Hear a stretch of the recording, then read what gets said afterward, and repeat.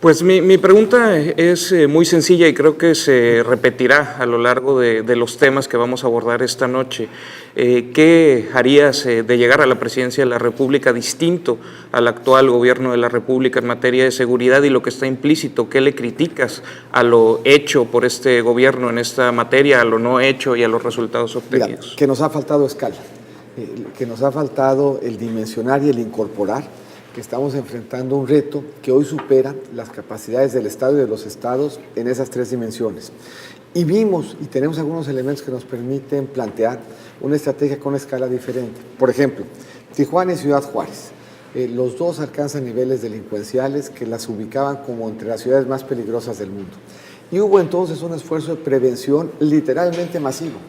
Todas las secretarías de Estado del Gobierno Federal, todas las de las entidades, sociedad civil, sector privado. Bueno, ese esfuerzo y esa escala de prevención y ese rescate de los valores comunitarios tendría que ser la regla en todo el país, todo el tiempo. Si eso implica subir el nivel de juego, por así decirlo, en términos de lo que en prevención estamos haciendo. Segundo, en México no tenemos una buena política de armas, no tenemos blindadas las fronteras para efectos del tráfico de armas, tenemos una mala ley para evitar que llegue el dinero a la delincuencia organizada y cuando les llega para recuperarla.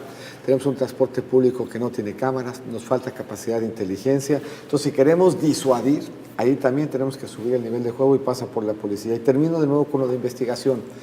Se denuncian más o menos al año en México 2 millones de delitos.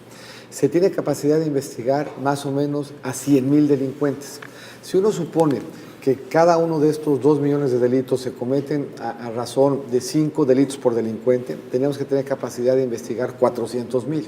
Esto es, hay que aumentar la capacidad de investigación del Estado por lo menos por 4. En cambio, si reconocemos de entrada que la escala, el reto que tenemos por delante es mayor, y hacemos un esfuerzo mayor en estos 3 niveles, empezando por el cambio en la arquitectura, sin ninguna duda vamos a lograr mejores resultados. En campañas anteriores se daba discusión con muchos datos que si era factible crecer al 5, al 7, al 9% del PIB promedio anual durante el sexenio, que si la cifra tan repetida de 1 millón de empleos formales anuales, y esa discusión no la he escuchado con contundencia en esta campaña presidencial. En caso de llegar a la presidencia, si tú mero llegas y haces todo lo que se tiene que hacer, ¿cuáles son los pronósticos realistas en término económico, considerando que se tiene un sexenio y se tienen muchas restricciones y factores externos? Nosotros pensamos que el crecimiento de México debía de ubicarse entre el 3.8 y el 4.8 en promedio. Ese crecimiento adicional viene fundamentalmente de estas acciones de inclusión.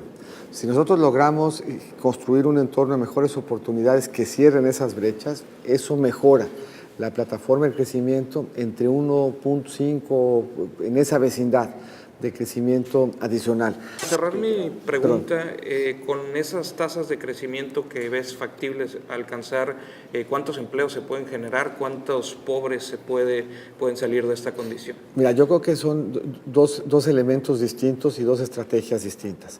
Debíamos de poder superar el 1 millón de empleos formales por año, que es más o menos el ritmo que estamos viendo se dio incluso en nuestro año más complicado. En el 2017, el año donde Trump llega a la presidencia, con enormes tensiones y dificultades en nuestra economía, se logró una generación de empleo importante, cercana al 1 millón que debía de consolidarse. Ahora, el combate a la pobreza, la única forma estructural de lograrla es por la vía del empleo. Pero para que nosotros logremos que la mayor parte de nuestra población encuentre oportunidades en el empleo formal, tenemos mucho trabajo que hacer. Cierro con una cifra y podemos abrir un poco el siguiente bloque, a lo mejor reflexionándolo, porque esto es cierto en México y en Colima. Hay 82 millones de adultos en México. De ellos, 34 terminaron la preparatoria. 48 millones de mexicanos no terminaron la preparatoria.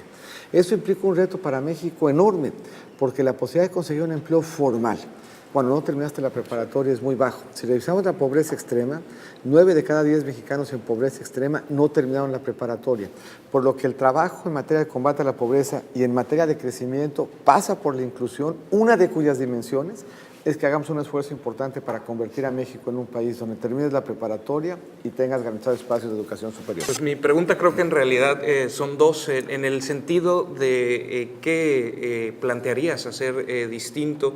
Lo que quisiera saber es si algunos de los casos de presunta corrupción que han quizás hasta simbrado al gobierno del presidente Peña Nieto, si los habrías abordado de manera distinta. El caso que quizás más afectó en términos de percepción a este gobierno, evidentemente el de la Casa Blanca, se tuvo que haber abordado de manera distinta. Y también un detalle, en tus cálculos, en tus números, eres una persona de números, de datos, de Exceles, me imagino. ¿Cuánto se va por la corrupción? ¿Cuánto se puede reducir de lo que se va del presupuesto de egresos de la Federación en materia de corrupción y cómo? Mira, déjame un poco plantear, porque fueron varias preguntas de distintas formas. Primero, y para mí ha sido muy importante en esta campaña decirlo y significarlo. El servicio público ofrece grandes oportunidades de desarrollo y de satisfacción de una vocación pública de servir. Y la enorme parte de los servidores públicos, yo soy la segunda generación en mi casa de un servidor público, mi papá también lo fue, mi mamá fue educadora, y yo estoy seguro que quienes nos están oyendo y ustedes mismos conocen ejemplos en su vida cercana, en sus círculos de afectos, en sus círculos familiares, de servidores públicos que no hacen en las mañanas más que levantarse pensando cómo pueden ayudarle al país a que vaya mejor. Y ayuda, por lo tanto, mucho que logremos en el discurso público el no hacer esas generalidades. Hay buenos y malos servidores públicos. Hay servidores públicos buenos y malos en todos los partidos.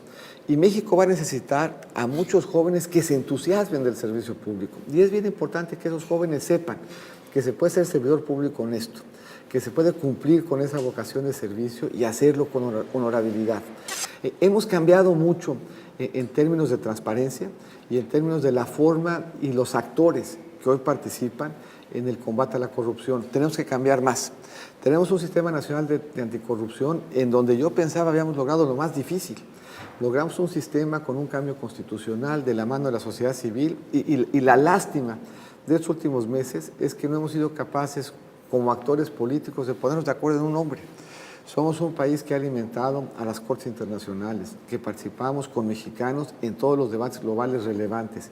Y los niveles de encono han sido tales que, habiendo acordado el sistema, no hemos podido acordar la gente que le dé al sistema viabilidad. 4 cosas tendríamos que hacer diferentes. 1, tenemos que movernos del mundo que estamos hoy, en donde el funcionario público declara su patrimonio, a un mundo en donde el patrimonio del servidor público sea auditado, para que estemos seguros que su patrimonio es consistente con sus ingresos, que su estilo de vida es consistente con sus ingresos y que la evolución de su patrimonio es consistente también con su circunstancia. Tercero, tenemos que hacer mucho más fácil recuperar lo robado. Y eso es importante en seguridad, en materia de delincuencia organizada, y es importante en combate a la corrupción. Y cuarto y fundamental, el gobierno tiene que ser un gobierno abierto, en donde el ciudadano pueda ver la planeación reflejada en el presupuesto y el presupuesto reflejado en el 100% de los contratos, con la posibilidad además de que ciudadano, gobierno y Congreso le demos seguimiento a todos y cada uno de los casos, uno por uno, hasta encontrar en ellos una satisfacción, una explicación satisfactoria de cada evento, y donde no lo hubiera, que se deslinden responsabilidades. ¿Cuánto se va en corrupción cada año? Ahí hemos escuchado todos hablar, Andrés Manuel, de una corrupción que sale del presupuesto. La verdad es que el presupuesto federal tiene diferentes componentes. Los desgloso muy rápidamente y atiendo un poco a tu pregunta, porque lo que le cuesta a México es sí la corrupción, pero sobre todo los trámites que dan lugar a la corrupción. Trámites que no tienen razón de ser, trámites que entorpecen la actividad económica, trámites que empoderan a servidores públicos de los diferentes niveles de gobierno para extraerle al ciudadano recursos que no salen del presupuesto, que salen del presupuesto del ciudadano. Y de ahí un poco la diferencia. Pero también los moches y las obras asignadas a los amigos. Salen del presupuesto, sobre todo del ciudadano, no salen del presupuesto de la Federación. Y regreso un poco al tema de las obras. Por eso la importancia de hacerlo público. Porque si nosotros hacemos público, y de hecho antes de irme a la Secretaría de Hacienda, 2 meses antes de irme, yo sí hice público todo lo que contrató el gobierno federal. Eso quiere decir que no tenemos que especular. Tú puedes meterte hoy a la hoja de internet de la Secretaría, de la Secretaría de Hacienda, de Transparencia Presupuestaria se llama, y ver toda la obra pública que se contrató. Y si al ver esa obra pública que se contrató, no tienes que esperar a la Auditoría Superior de la Federación, si encuentras en la forma en la que se asignó, en los precios a los que se asignó, en las características del contrato, cualquier elemento de anomalía, puede desde la auditoría hasta la función pública, hasta el ciudadano, hasta los medios denunciarlo. Y eso es el principal elemento para combatir la corrupción. Y por eso lo de Nestora, a mi juicio, es muy relevante. Nosotros pensamos que ese fue un error.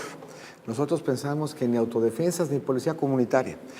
La ley y la Constitución tienen que estar presente en todo el territorio del país. Un poco la autodefensa, desde alguna perspectiva, es como si aquí yo repartiera batas y dijéramos que esta mesa era una mesa de doctores en un hospital.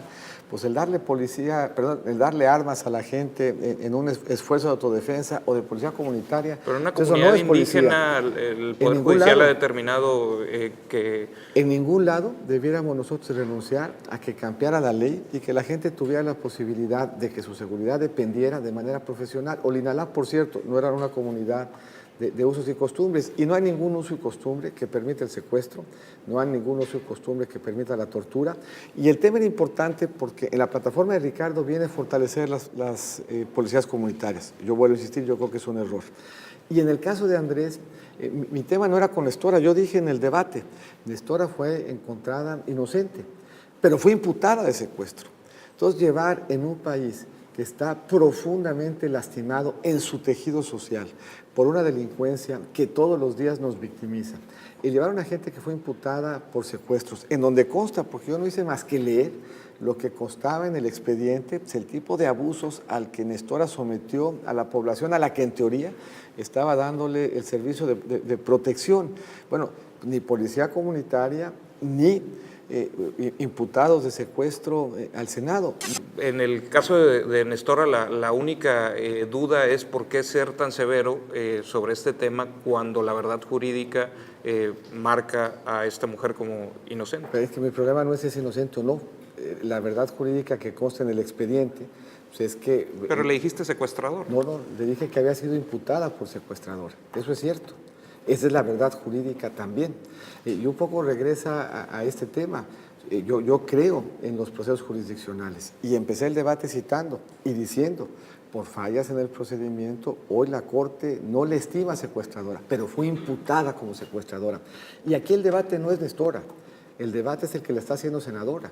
¿Qué nos dicen de la política de seguridad de una gente que plantea para resolverla, dar amnistía y que lo acredita en los hechos, llevando al Senado a quien fue imputada como secuestradora? Candidato, la campaña de contraste con Andrés Manuel López Obrador creo que ha sido clara, y creo que las encuestas recientes, la de Reforma, la de Parametría, pues también dejan claro que ese contraste lo tiene quizás ya hecho la ciudadanía. No has equivocado la estrategia, no se tenía que haber hecho una campaña de contraste respecto al presidente Enrique Peña Nieto, y implícito en esto, ¿estás dispuesto a perder esta elección por mantenerte en lo que crees? Mira, voy a ganar esa elección y siempre voy a mantener en lo que creo. A mí me parece que un político que no se mantiene en lo que cree, un político que no habla con la verdad, un político que no es consistente o congruente, pues no es un político que merezca Pero el gobernar planteamiento este de país. enfrente empata más Es que con no lo que está- la ciudadanía está sintiendo. No estoy de acuerdo, y me parece por eso al final que lo que la ciudadanía está sintiendo es un país que tiene un problema de seguridad, y que lo que la ciudadanía quiere escuchar es cómo se va a resolver. Y cuando la ciudadanía escucha, por ejemplo, le vamos a cortar las manos, o escucha, vamos a darles una amnistía, pues eso no debe darle seguridad respecto de su familia, que es lo más importante. Lo más importante en la familia pues es un empleo. Cuando nosotros vemos una propuesta que pone en riesgo ese empleo, que pone en riesgo la inversión, que pone en riesgo el comercio, aquí en Colima, la verdad es que apostarle a una gente que no cree en el comercio, a una gente que se pelea con quienes generan inversión, al final pone en riesgo el patrimonio de nuestras familias. Y yo estoy seguro de que en conciencia no le vamos a apostar en un momento tan difícil para la economía, tan difícil para el país, no le vamos a apostar el riesgo, le vamos a apostar la certidumbre, y yo en esta elección soy quien representa certidumbre y futuro. Eres una persona y un político de cálculos, de escenarios, sabes de teoría de juegos. El escenario de la derrota en toda competencia es un escenario posible. ¿Cómo lo asumes como persona y como político? Yo, si no estuviera seguro que iba a ganar, no hubiera participado. Yo estoy seguro que voy a ganar.